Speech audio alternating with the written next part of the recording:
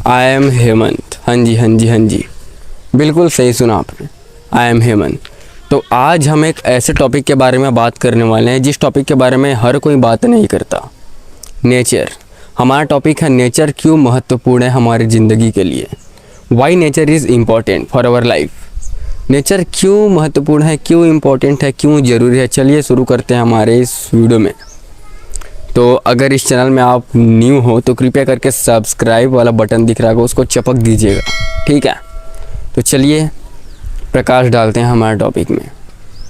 तो बात ऐसा है कि जब इंसान का जन्म हुआ था, ना इंसानों के पास घर था, गाड़ी था, टेक्नोलॉजी था, इंटरनेट था, कुछ भी नहीं था। आप भी सोचो, तब सिर्फ और सिर्फ प्रकृति ही इंसानों का घर था।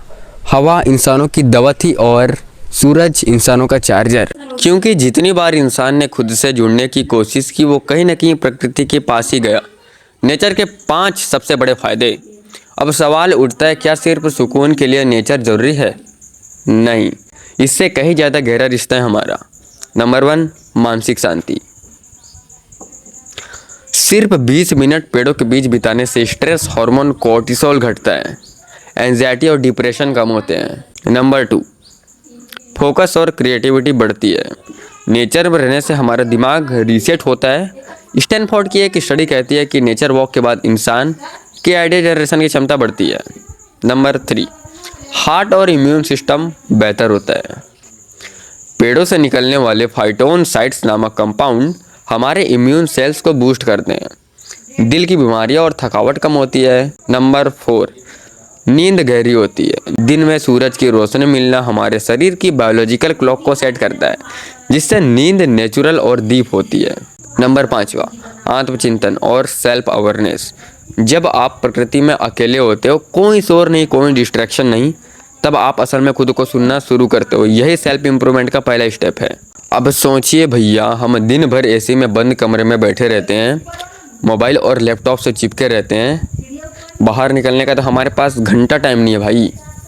हम बच्चों को पौधे दिखाने के बजाय स्क्रीन दे रहे हैं।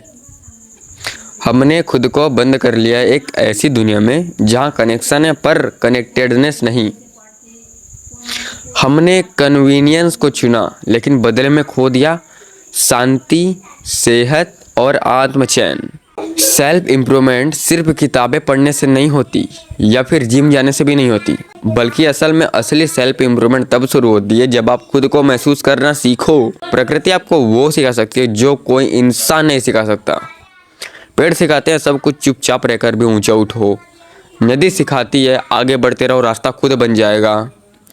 पक्षी सिखाते हैं हल्के रहो, खुले आसमान में उड़ो। नेचर में हर चीज़ सिखाने वाली है, बस हमें देखने और सुनने का तरीका बदलना होगा।